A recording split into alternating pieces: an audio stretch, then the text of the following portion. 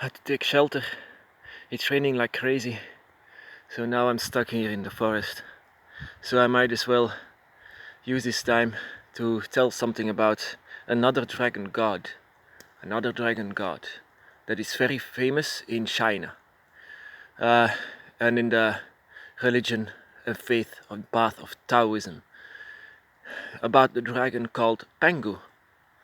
He was the first dragon ever, and he has a huge part in the creationism story, if you believe that, of course. Pangu was born with the Big Bang in the universe. Also, Earth was born just then. There was chaos everywhere in the universe. There was no elements, there was nothing, there was no life possible.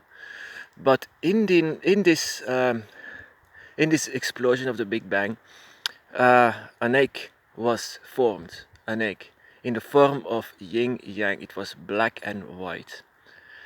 It was all the way traveling to the universe, to our planet, Earth. But Earth was one chaos like everything else. There was no life possible. So the egg fell down on the Earth and cracked open. And in the egg there was a dragon, an Eastern dragon. The dragon looked up and saw all the chaos around him. He could live in this, but he didn't agree with the chaos. He didn't agree with darkness. So he built mountains. First he built mountains on the earth, and this earth as we know it now is created by him. It cost millions of years before he could finally finish and that his work was completed. After so many years of building this earth, he died on the earth, and with his body he created the trees, he created the grass and everything that lives. So in fact, the earth that we see now, with all the trees and all the grass and all the green, is actually the body of the dragon. The dragon lives on in nature. That is what Pangu is. Pangu the dragon god of the creation of earth. His blood became the rivers. The animals on his back became the animals of the earth. And while humans were created out of clay. I know it's a bit ridiculous, that one, but let's continue with this.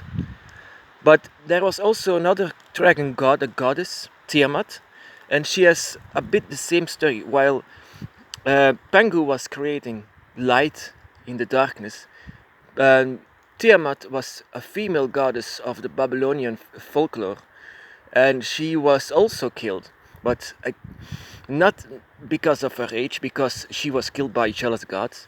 And also her story was that also her body went over the earth and lived on in nature. A bit similar with Pangu, but Pangu was actually a male, and he was the positive side. He wanted to create light where there was too much darkness, while Tiamat of the Babylonian faith is a bit the other side. She was female, and she was the dark side. She was a dark lord, just like Leviathan is. But both dragons, both Tiamat and Pangu, were dragons of the earth. They were guardians of the earth, both light and dark. China and Babylonia, all together. Oh, it's raining like crazy. According to the beliefs of China, of Taoism, rain is the blood of the dragon, feeding the body of the dragon. And according to the Babylonian faith of Tiamat, this is actually just the same. Her blood became the rivers, became the element water. Just the same. Only vice versa in good and evil and darkness and light. So yeah, Tiamat and Pangu, the guardian gods of the earth. We might as well step on them. We might as well owe our lives to them. So yeah, they can also be guardians next to you, Tiamat and Pangu. It could be very well be your guardian god.